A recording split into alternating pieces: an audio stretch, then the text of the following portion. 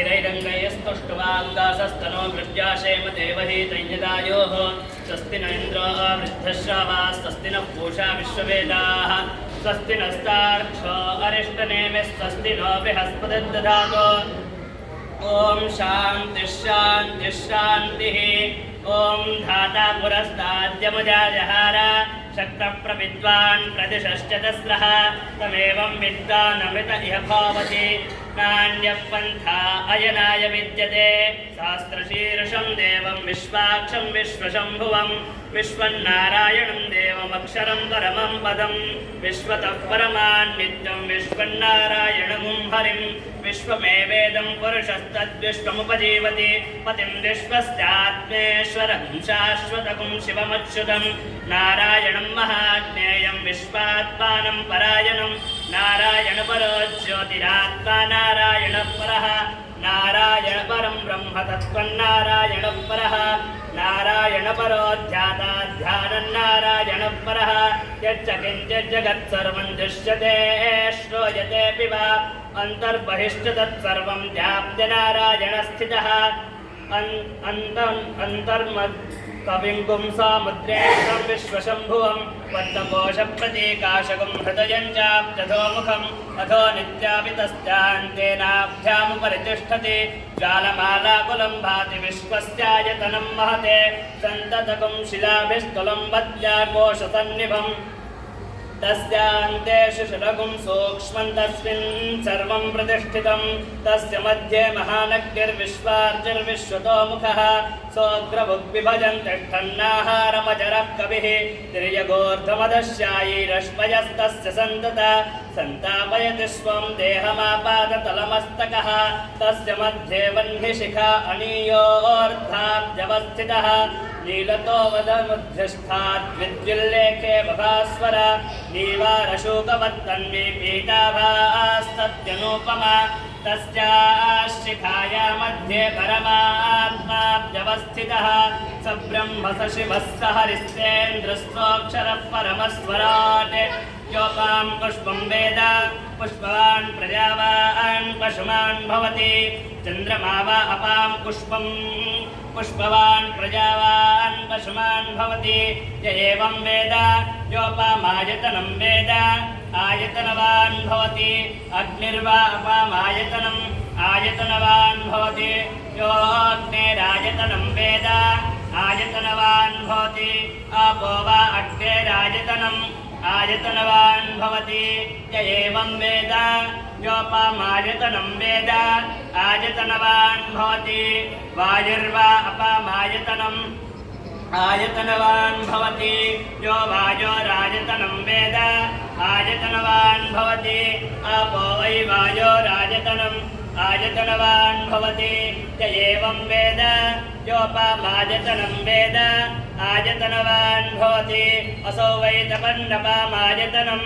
आयतनवान् भवति यो मुष्यतवत आयतनं वेद आयतनवान् भवति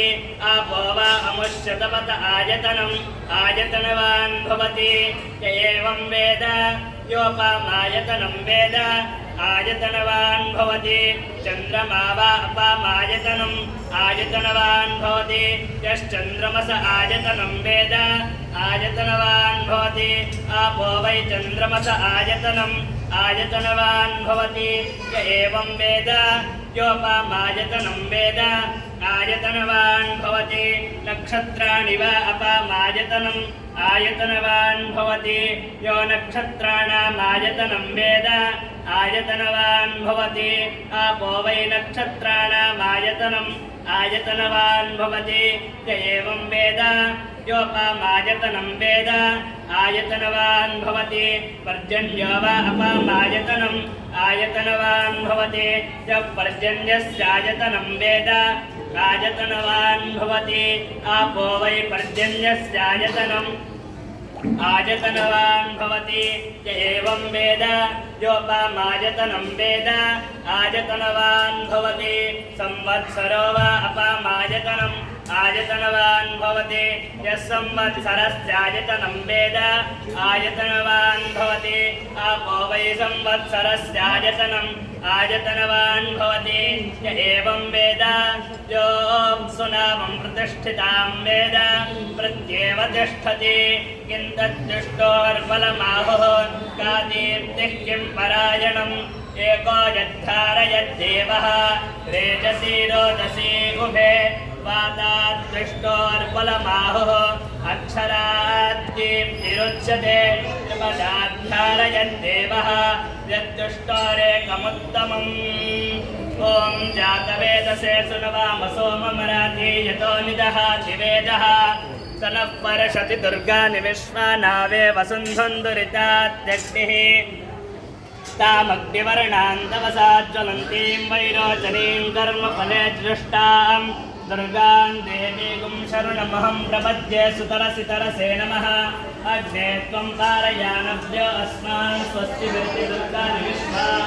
कोष्ठि बहुलान उर्वी भवातो कायतनयाय श्रियोः कृष्णान्नो दृशः जातवेदस्तुं धन्यनावादुरिताति परिषि अग्ने अत्रिपन्मनसा कृणानोऽस्माकं बोध्यविता तनूनां कृतनादितगुं सहमानमुख्यमक्तिगुं भोम परमाच्छदस्थादे तनः परशति दुर्गानि विश्वाक्षामद्देवो अतिगिरिजाद्यक्तिः प्रत्नोषिकमेद्य अध्यरेषु शुनाच्चः तानभ्यश्चदत्सि स्वाञ्चाग्ने तनुवं विप्रयस्वास्पन्धं च सौभगमायजस्व गोभृजुष्टमयि च निषिक्तन्तवेन्द्रविष्टोरुन् सञ्चरेम नाकश्च पृष्ठं विसंवसा नो वैष्णवी लोक इहमादयन्ताम् कात्यायनाय विद्महे कन्याकुमारी धीमहि तन्नो दुर्गे प्रचोदयात् वराहिदेव्यै नमः वेदोक्तमन्त्रपुष्पाञ्जलिं समर्पयामि प्रदक्षिणा धारा हेतवे साष्टा सोऽयं प्रणामस्ते प्रयत्नेन मया कृतः क्षमा प्रार्थना मंत्रहीनं क्रियाहीनं भक्तिहीनं जनार्दने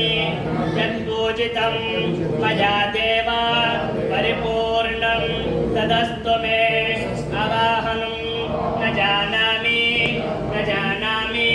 विसर्जनं पूजां चैव न जानामि